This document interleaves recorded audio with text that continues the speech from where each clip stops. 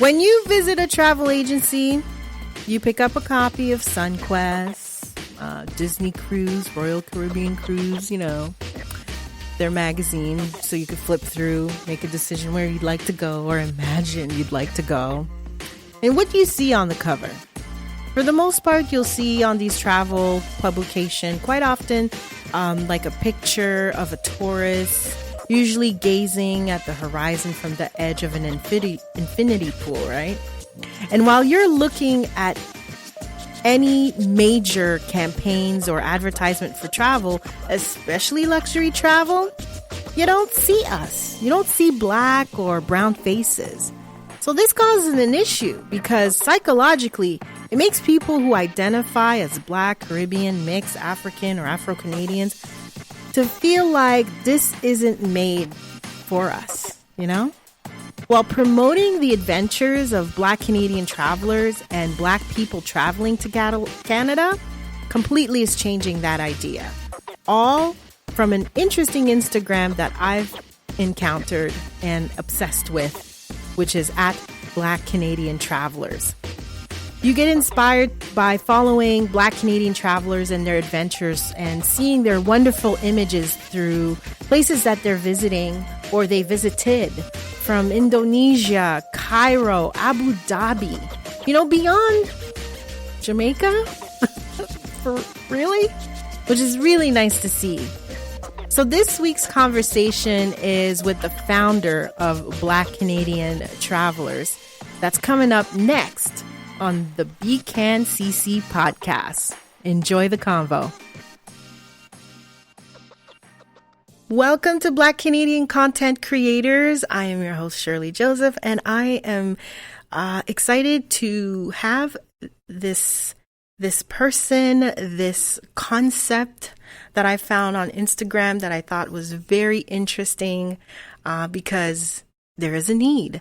And that is the amazing Instagram that I follow, which is Black Canadian Travelers.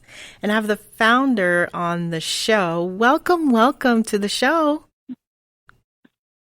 Thank you so much. I'm so happy to be here. Thank you for having me. So your Instagram is all about promoting the adventures of Black Canadian travelers and Black people traveling to Canada. Now, before we go into how the account came about, I'd love to know a little bit about you and your traveling adventures. So, when you were growing up, was traveling a thing with your family? Yes, growing up, traveling was a thing for my family, well, as much as we could anyways. And that also included even just traveling like within Canada, taking road trips, driving an hour away from where we grew up, driving 2 hours away from where we grew up, and taking even longer road trips than that when we couldn't really afford to go out of the country. But it's definitely something that my parents promoted and instilled in me and my siblings growing up. What was the most memorable place you remember as a kid? Because we do, I have 3 kids, and that's one of the things we do as well. We love road trips, especially when you have that many kids. It's the most affordable way to travel. What was some of the memories that you remember specifically, traveling with family, road tripping and everything? I think actually one of the most memorable ones, or some of the most memorable ones, were when my parents took us on road trips to some of the surrounding reserves. We grew up in Southern Ontario, and my parents really believed that we should know our neighbors, not just in terms of our neighbors, the people we were living side by side with, but the reserves that surrounded our area and the people that were living on them, and how drastically different their lives were from ours, on a systematic level as well as just on like a daily basis level. And one time we drove out to Kirigan Zibi, which is sort of in the area of Quebec. Okay. Not too far from Ottawa. I believe from Ottawa it's about, I don't think it's even 2-hour drive actually from Ottawa. And the community there, how welcoming they were, but also just some of the amazing work that they're doing for their community. It's an Anishinaabe First Nation reserve. Mm-hmm. And yeah, so it was just amazing, and it was kind of a day trip, nothing too long, but I learned so much from it, and it was very eye-opening that even within Canada and the idea that we have of what life in Canada looks like isn't always accurate, because not everybody has the same access to services, for example. So yeah, and that's how I feel even about travel internationally and how educational it can really be. It's really interesting. It's really cool that your family instilled that and showed you, especially, you know, as we are immigrants. We all are, right? We're all visitors of a land that belongs to Indigenous peoples. And how did you, like, what was the most interesting thing? Because when I grew up in Quebec, and so there was a moment one time we went to a reserve, and it was like right by Pont Mercier in Montreal. And one of the things I learned is sometimes there are some reserves where it's not just anybody, you can't just be driving. You know, like you can't just be going into a reserve, and that's from like an old Indian act that's part of Canada. And I realized in that moment, like this act was almost like a way to kind of keep people outside so you don't see, the privacy of Indigenous peoples. But for me, it felt also as trying to keep someone from the outside to see the conditions, right? Was it like that there for you? Like, did you learn those? I mean, I know you're little, right? But what was it like when you went into a reserve? So for me, it really challenged some of the stereotypes, some of even the prejudices that I didn't know that I had, but that I did have about Indigenous people, about First Nations, Inuit, and Métis, because I think the image that we see on TV isn't very positive, and it isn't the full story either. It's not to say that some of the negative things that we see don't happen, but it's just that it's so pervasive, and it's made to seem as if that's the only way that things are, but that's in fact not the case. For example, some of the negative things we hear is, all Indigenous people, all they do is just drink and smoke, and they get all these just complaints, just all these super negative things that we hear that are actually not entirely true.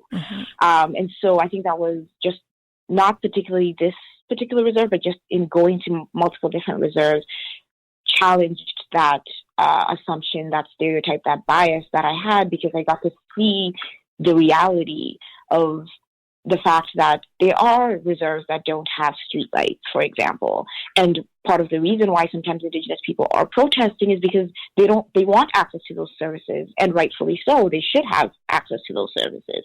Or even the way that the tax breaks are presented isn't entirely accurate in terms of how it actually functions as a result of, as you mentioned, the Indian Act and how it's written, and some of the other things that are tied with that. But of course, that's a whole kind of political conversation. Yes. But just overall, just challenged some of the things that I had seen on the media, be it the news or in movies and stuff like that, that wasn't entirely accurate. Or even just things people say to each other that, they've heard somewhere else, and they've heard somewhere else, and then they believe it, and then I believe it. And so, yeah, it was just really very eye-opening, I think, is really how I can summarize it. Mm-hmm.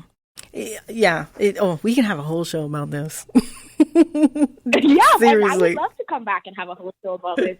It is a very interesting topic, and it's a very deliberate topic in terms of just kind of how certain groups, not just Indigenous people, right, but even like if we want to talk about Muslims and Black people or whatever, how people are portrayed sometimes in the media, that creates these biases, that creates these sort of racial divisions and political divisions among people. And it's when you get the opportunity to challenge those things directly, it's very exciting and it's very liberating. But it also is a reminder that action is also required on your part as a Canadian citizen, such as voting, and change some of the realities that people are facing every day. Mm-hmm. So you have started Black Canadian Travelers. It's an amazing, I'd say, Instagram hub where you are, promoting the adventures of Canadian travelers who happen to be Black people, traveling to Canada. How did this idea come about? The idea came about through my own personal page, and people always asking me, how do you travel so much? You must be so rich. Do you have a sugar daddy? Those kinds of statements it would be nice. Are said to me often. Really? People ask you, do you have a sugar daddy? Do you know anyone who's looking? Right? I'm like, do you know anyone who's looking? Because, right? But anyhow, getting back on track. Basically, but people saying those kinds of things, or where are you traveling to next? You tell them, and they say, what's there, or who's there, who are you visiting? So it was basically just based on how much I realized that there's a lack of knowledge about the fact that, one, travel doesn't always have to be expensive, especially even to some of these places that we believe to be very expensive, such as Bali, South Africa, Australia. If you know how to do it properly, if you know where to find tickets and when to buy tickets, those kinds of things. But also even just this idea that, for example, for women specifically, that the only way a woman can afford to travel is if a man is paying for it. If she has a sugar daddy, if her parents or family is rich, or if she's rich. So it was sort of to challenge those kind of, again, biases and assumptions. But also when the page started, and we've been doing it a little bit more as well as we go on, looking for other travelers. So I remember when a lot of my travel, the people that I traveled with were from the U.S. Because I could barely get my own friends to travel or people within Canada to travel because, again, they believed that it was expensive or just didn't seem like something valuable to them because they didn't see themselves in that role for a variety of reasons. So it was kind of to some things that I sort of observed in my own sort of personal journey with travel, conversations that I had with my own friends, and just recognizing a need for a space where Black Canadians could be inspired by other Black Canadians to go and travel themselves, but also to meet other Black Canadian travelers to travel with, which we've done a couple of times where somebody is going to a country or is in a country and is looking for other people to sort of meet up with because they're traveling solo. And so we've managed to sort of like hook up people that way. Or they're preparing to go on a trip and they have questions. We can recommend people who've gone on those trips, or if we have personally been on those trips, we can connect them with people there. We can recommend things that they should do, places to stay. Sometimes people just want to know, is it safe? Is it not safe? Can I travel alone as a woman? Can I travel alone, period? What should I take with me? So it's sort of like it's kind of all inclusive, but really I think it's just what really inspired it is wanting more people that look like me, that share similar life experiences as me to also travel, because it has just so greatly enriched the quality of my life. And I would love to give other people the opportunity to do that. And then for those that are already doing that, to give them a space to be celebrated. So those people that are traveling already, that are exploring Canada, that are leaving Canada, to have a place for them to be celebrated. Because it's a lot of work to plan a trip, to take the pictures and post them and all that stuff. And so that deserves to be celebrated. I'm glad you brought that up because, I'm thinking when I was going through your Instagram, like, I'm going to Instagram and I'm looking at these beautiful pictures and it's like, it's amazing to see Black people traveling in all parts of the world. So this is kind of like saying, hey, check out this person went here or check out that person went here. But what you're saying is people are going on here to also connect with some of the people that they're seeing from the account. Yes, actually. And people get back to us. And it's so exciting when people are like, I linked up with X and we went on this trip. That's Or so I went to cool. ask them, yeah, or I went to ask them about their trip, and they put me in touch with somebody that they met on the trip, and that person like completely made my trip. Like just little things like that that really, really, they're so satisfying. And that's kind of selfish, but they are very satisfying. It's so nice to feel, to see that the page is useful and people are finding other ways that maybe we didn't even think of initially to use the page, which is great. And people are, DM us all the time with random requests that we've never really thought of. But it's exciting to see that people feel like it's a safe space for them to reach out for whatever travel-related stuff that they might have. It's cool to see Black people beyond the Caribbean, right? They're taking, because we've grown, I know for my generation growing, where you just kind of just go back home, right? For the most part, Yep. for the most amount of Black folks, because I know there are Black people who are generations and generations of Afro-Canadians as well, right? But the non-Afro-Canadians, the ones who we are first or second generation immigration kids, or it's interesting to see people who are in Bali and who are in Thailand, or you know what I mean, or in China. What are some of the places that you've traveled? That you've traveled to that you've gone to and was surprising to you? I think all of them have been, because you just don't realize how much like preconceived notions you have about a place until you get there. You always think that you're going there with a blank slate, but it's just simply not the case. But so a lot of places have surprised me, but I think the one most relevant sort of to the conversation we're having would probably be maybe Brazil, and maybe Panama. Brazil, just in terms of how vibrant, lively, alive the Black Afro culture is there, how much they identify with Africanness, Afro-ness, whatever you want to call it, the prevalence of like African print fabrics and, what is it called? I think it's Roomba, and just like some music, and just how alive it is, and how much work is going into keeping it alive and into connecting with that part of the culture. I was really surprised to find out. I went to there's a meetup that happens in Rio, where sort of all the Black people in Rio meet up. They call it Wakanda Madurira, I believe. Really? The name for it. Yeah, and so they meet up and have sort of like barbecue style, potluck style events, and sometimes other themed events, at least once a month. But what was crazy about it was how many of those people have all been to Africa at some point in their life, if not multiple times.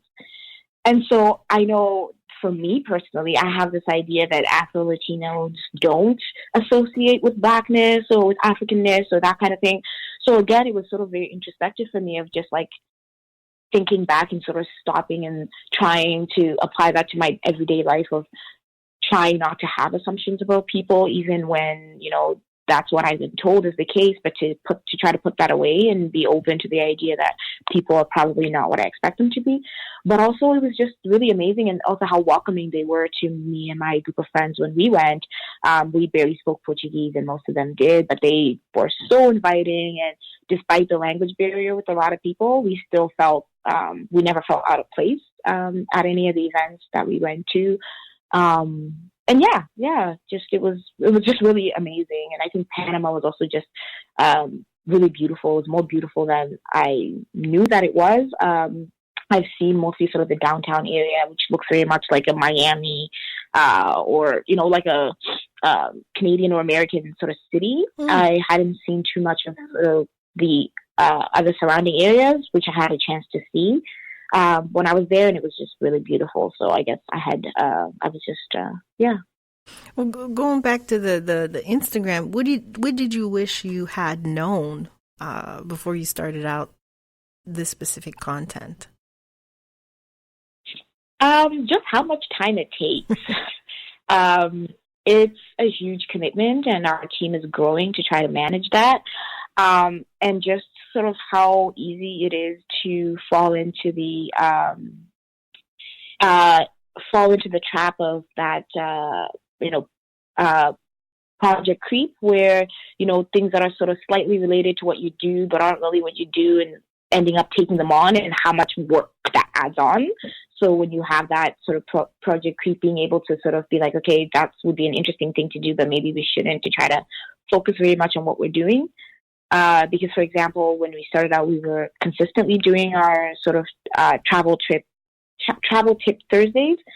Haven't been doing them as much just because we just haven't had the manpower, the capacity to be able to maintain it. But I think our team is growing, and we're going to be good. And you were doing the tips on Instagram or on a website? Yes.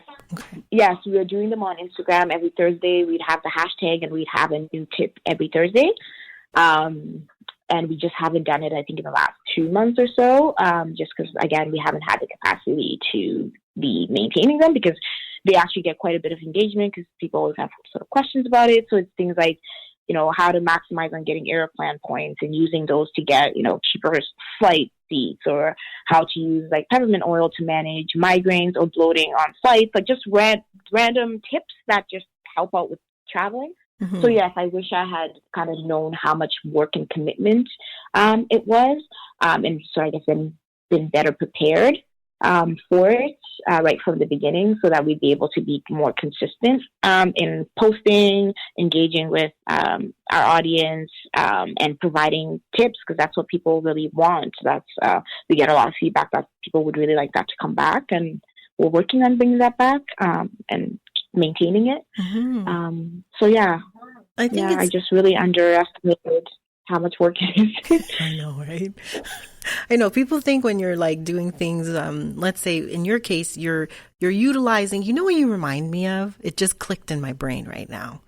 You remind me of, and people are going to be like, I can't believe I'm not associating you with that brand, but the way that you're operating it, the same way that they did, like with the Shade Room. The Shade Room started off that way, where it was like Instagram focused. And then now it's grown to have a website, and it's a huge business. Is that the direction you're seeing for Black Canadian travelers as well? Yes, we do have a website that's just not live because, again, just a capacity issue that we always planned to sort of link with our Facebook, so that people will be able to easily go and find those tips and that kind of thing to make it easier for reference. So yeah, it sort of is somewhat of the sort of direction we're headed in. And hopefully we'll be able to sort of launch that soon as our team sort of grows and trains and kind of we build our brand. But yeah, that's something that we've been working towards. We just really don't want to start anything that we're not going to be able to maintain, because I think it's really unfair to our audience as well, and probably to our team. No, it's interesting. The reason I'm mentioning brand and this, I mentioned the Shade Room because they had that was their strategy. And what's interesting here is your strategy is to separate your personal and this particular brand. I know one thing when I first started podcasting with my hubby, we were very specific. We didn't want our names out there, because of our jobs and stuff like that, and some of the subjects we were talking about. But and also we had a strategy of having our listeners be mainly not knowing that we're from Canada, because unfortunately, there are people who would think just because which was very strange, that have said, I wouldn't have listened if I knew you're in Canada. I don't know why. Maybe they think Canadians are not that interesting. Who knows? Especially American listeners. But for you, I'd love to talk about that. You are very strategic to not put your personal aspect out there, because you really want to focus on the brand itself. Can you talk about that? Elaborate on that? What made you decide to do it this way? So we me personally, I already have my own sort of travel page, travel life, travel journey that I'm on. And then this space was always meant to be creating a space for other people who either don't have that space, or want to grow it, and want to connect. Because I feel like I do that already on my personal page, and it seems sort of, I guess, sort of selfish to do it twice. And then because I've seen other pages, and this is not, again, a criticism to other pages, because whatever works for you, that's fine. It's just more, I didn't want this page to be about me, especially because I already have a page. I wanted the page to be about other people, to be about connecting other people. And I think if I had made this page where my identity is on it, it would sort of just then become an extension, like, because I mentioned sort of earlier also how much work it is. I meant how much work it is to manage your own page as well as to manage another page. Mm-hmm. And I feel like it would sort of quickly just become an extension of my own page. I have to, when it's me posting, which I try hard not to have it be me posting, I try to have it be our other two administrators, but I also do some posting.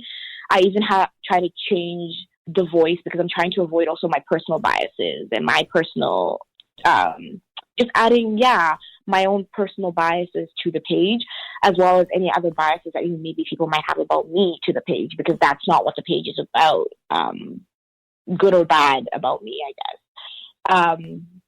You really want to have a strong sense of focusing on the travelers themselves.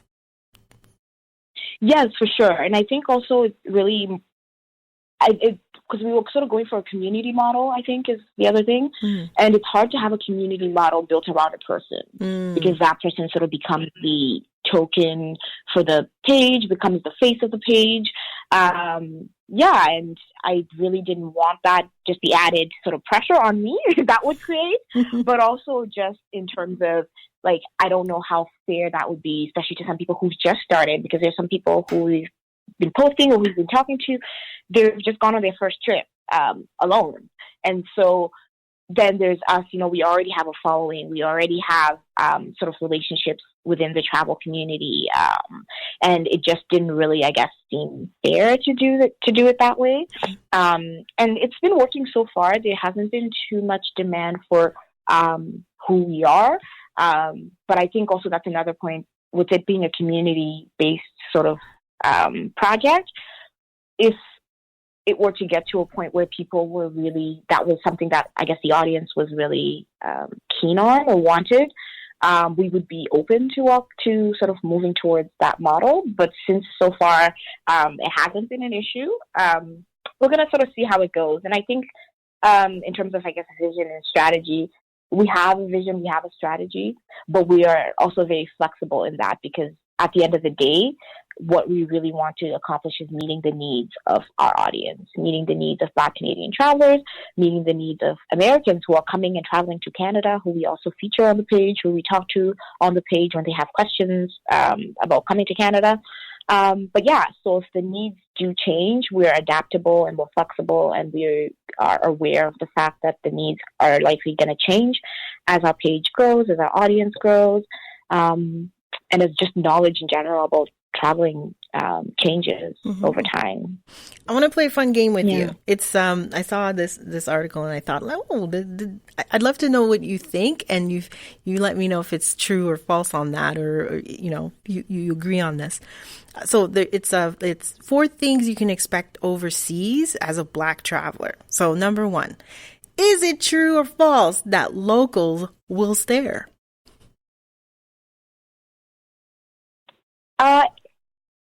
I say true, but I think it depends on where you are. Okay. I find that more prevalent in Asia, where people not just stare, but even want to take pictures with you and that kind of thing. But less so, I think, in like places where there are more Black people in general, you don't get stared at, but places where there are less Black people, you get stared at. Okay. And how about number 2, the fascination with Black hair?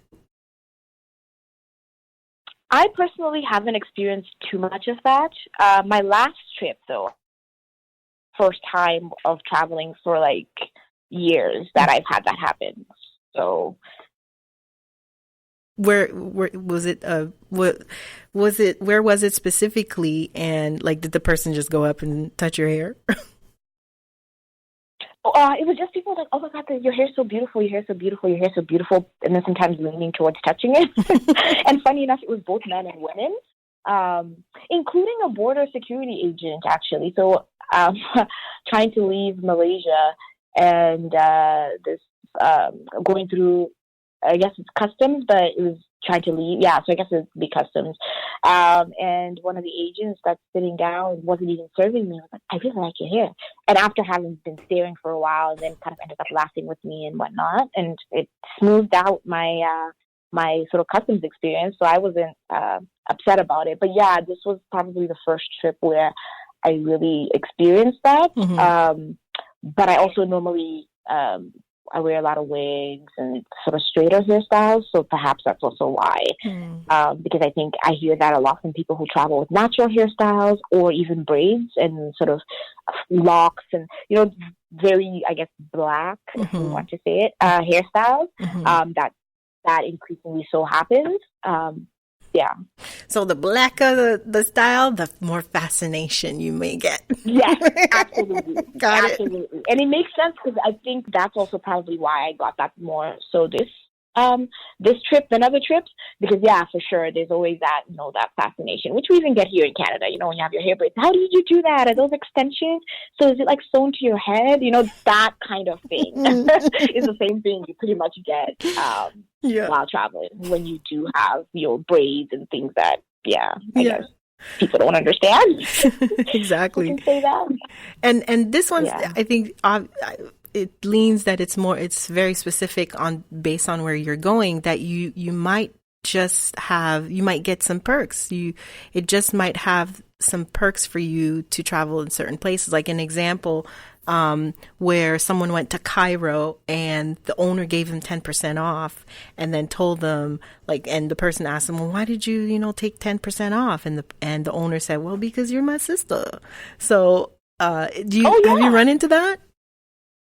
Oh, yeah, absolutely. Absolutely. And it's like, I personally love it. I know some people don't like it. They feel like it's a very tokenizing experience. And I mean, it is, but hey, you're saving me money. I'm not going to complain. But for sure, you have, especially when you go sometimes to very, I guess, bougie or luxurious places where they don't see a lot of Black people, and there happens to be a Black person working there. Sometimes they're just happy to see another Black person traveling and being able to afford this kind of life. And so they're like, yeah, I'm going to hook you up. Or it's the opposite, where it's not even a Black person. And they're just satisfied. What's the word? They're just so fascinated by Blackness that, they give you discounts just because you're Black. And they keep telling you how they like your Blackness. Like, they like the color of your skin, for example. I love how dark it is. It's so beautiful. And you're like, normally I'd be upset about this, but since you're giving me a discount, I'm just going to keep it pushing, you know? But, it's a weird sort of cognitive thing that goes on in your head, because you're sort of upset and it's very passive-aggressive, but you're also enjoying this 50% off. Hey, anytime you can help me save money, or you have good food, we're going to be friends. Yeah, or better service. And it's true, like, sometimes they will give you extra, like, when they're so, again, Asia, I think, for me, has really been a place where that happens, where I get better service, like, they're coming to our table more than other people's table, just because, like, they just want to talk to us. And, oh, so do you know this? Like, just asking silly questions and stuff like that, but we're just getting more service with it, so we sort of just play along and keep going, because there's sort of some perks associated with it. Yeah. And the sense of sisterhood or brotherhood that gets real. And I guess, again, it goes along depending where you go, where you get a surprising, and I guess it hits on what you just said too. You get a surprising warmth, where that comes across with other travelers in the that are also Black, or within the people who lives in the country, and there's a Black community there. Yeah, absolutely. Yeah, and that's really been a big thing for me. I think some of the travel friends I have now are yeah, it's just, like, you're in Europe, for example, there's not a lot of other Black people in Greece or wherever you are. And you spot another Black person, there's the nod, but sometimes it's even more than the nod of, hey, how long are you here? What are you up to? And actually doing the rest of your activities together. That's awesome. Which I've had happen multiple times of, they're like, oh, I'm here for another 2 days. Oh, yeah, me too. What airline are you on or whatever? Sometimes they're on the same flight because I've met Canadians. Black Canadians in other countries. Oh yeah, we're doing this tour, or we already did this tour. It was trash, don't bother. Or it was really, really good. Go with this company instead. Or we haven't done it yet. We're going to do it tomorrow. Oh, okay, cool. We'll do it tomorrow too. We'll move around our schedule. And then suddenly you have people to do stuff with. And I find, especially when you're solo, that I guess because you're generally more open to meeting other people when you're solo, and especially if the other person is solo too, that happens a lot. Because sometimes when you're traveling as a group, you're just sort of so into you're managing your group. But yeah, that really happens a lot. And sometimes then you follow each other, right, on social media, exchange numbers, and actually stay in contact outside of the trip and plan future trips even. So yeah, there's really this amazing sisterhood, brotherhood, community thing that happens when you are traveling, especially where you are just so marginalized. Like, there's just so few of you. You kind of hold on to the few, like, oh, yay, I found somebody who kind of understands me. And I just know you'd understand me just by looking at you. So, yeah, it's amazing. And same thing with local people as well, where, sometimes they do some, they help you out just because, you look like them and you share similar sort of life experience with them. And that's also really amazing as well. Well, I think I've learned a lot. Like, I didn't know, like I said, this is very cool. Keep doing what you're doing with the Instagram. I can't wait for this brand to keep growing, and eventually that it'll have a website, and then we can, all the tips and everything like that will be all on there. So people can find you at Black Canadian Travelers on Instagram.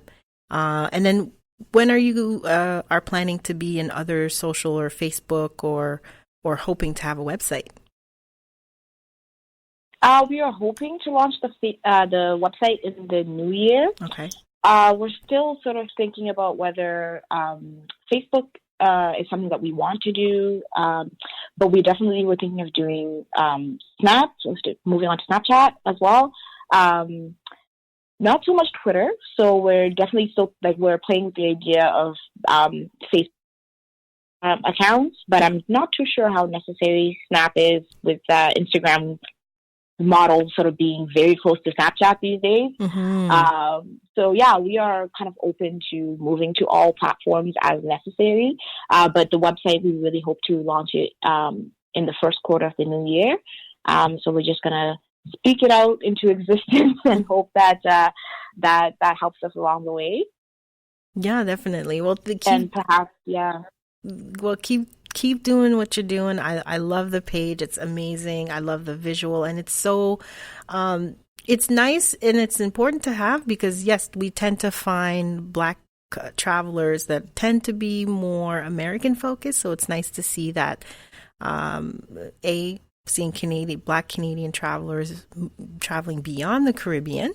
But from what I've learned, this page, this account is a great resource for, fellow Black Canadian travelers to connect with others who've already gone to these places and gain their experience, and maybe hopefully travel with them too.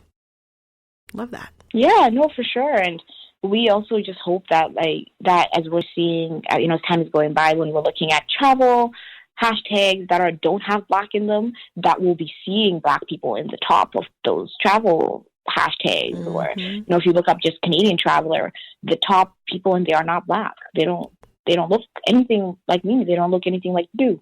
So that's something, we're hoping this page can somewhat contribute to, but also just the travel of other people will contribute to. When we're looking at travel pamphlets, travel websites, that we'll be seeing, Black models or Black families, right? When you look at those Sunwing vacation pamphlets and cruise pamphlets, the idea that a Black family would be on that pamphlet and would be on that trip would be normalized. Mm-hmm. For So sure. yeah, that would be amazing. Well, thank you so much for being on the show.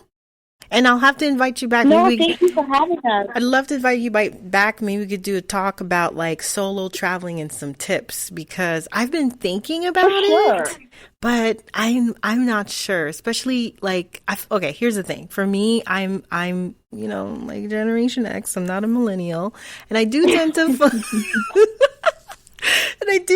find like most of the solo travelers are millennials. And at my age, and I'm like, I'd like to do it. I could see myself do it, but there's a hesitation, And so, and that's understandable.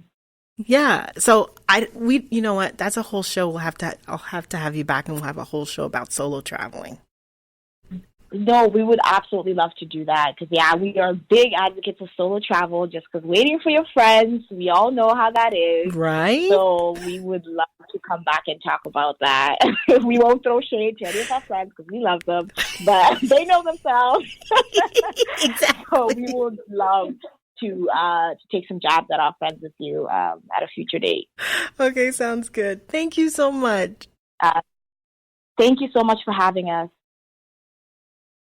Okay, don't go anywhere. Okay, so yes, as I mentioned, October 27th that's when it will be up. And what I do is I will send you access to have Google Drive for a couple of weeks, where you'll have the pictures that I'm going to use once I post it, and then you have access to the assets basically, and so you could use it to share in your socials and things like that. It'll be all in the email once the show is up. Okay, that's awesome. Thank you again. Yeah, that's awesome. Thank you for your patience with the whole like tech stuff. And yeah, oh no, that's okay. And then once you guys have the site up, let me know. I'm happy to share. Yeah, no, for sure. We'll definitely keep in touch. Yeah, for sure. Well, you have a good Saturday, and the rest of the weekend be nice and chill for you. Awesome. Yeah, no, thank you so much. Thank you for having us. This was fun and a great opportunity, and I definitely look forward to having that solo travel thing. Perhaps maybe I'll do it from my personal page. Who knows? But that would be amazing. It's important, because I know I'm curious about it, so I'm sure a lot of people are curious. It's like a new. It's not so new, but still kind of a new concept, especially in our community. Mm-hmm. So it's important for people to hear. Oh, yeah, for sure. Your parents, for sure, when you take that first trip, even as an adult, are kind of like, you've lost your mind. You know what? That's a good topic. We're going to have to go over. That's a good topic. How do you answer when your parents are saying, what are you doing? Are you crazy? Why are you traveling alone? How do you answer that? Oh, yeah. We've been through all that. You're going where? By yourself? Yeah, right. And then, there's them calling you every day or every couple hours or whatever. And then slowly they kind of just accept that this is who you are now. Mm-hmm. And then they sort of, Mm-hmm. But and it's a different thing because, right, some other cultures don't do the same thing, right? Like the role of the parents sort of decreases as they get to that, 18, 19, 20. So it's a different conversation altogether. Oh, my God. They are talking about child solo or whatever. Yeah, you're right, because the Caribbean culture tends to be kind of like, what the hell? But there seems to be like in some parts of Africa where there's like, especially a lot of kids, African kids, they go overseas to study and things like that. So it's normal. Oh, girl, we can get like, okay, if you stay, we're going to be on the phone for another hour. Yeah, no, for sure. Okay. Oh, yeah, that's awesome. All right. Thank you so much. Have a good day. You too. Bye. Thanks for being on the show. Bye. No problem. Bye. The Black travel movement is gaining momentum, and you can keep seeing it grow with the hashtag Black Canadian Travelers. Check out @Black Canadian Travelers on Instagram and let them know how you found out about their amazing Instagram feed, their services, and let them know you really enjoy the content. And don't be shy to also connect with the fellow travelers that they showcase to help you give ideas for your next trip. trip. Follow the show on all social media platforms. That's Black Canadians CC. Subscribe and never miss the show on iTunes, Spotify, Google Play, Castbox, or any other podcast player. And if you found value with this episode, I would really appreciate a rating and a review on iTunes or a comment on any other podcast listening platform. Oh, and tell your family, friends, and fellow Canadian content creators about the show. That will also help. Okay. Oh, and also last thing I want to mention, visit the group. If you go on Facebook and you search for Black Canadian content creators, or the fastest way is if you go to bit.ly/Black Canadian CC, that is the easiest way to join the group. Till next time, bye. Enjoy your next trip.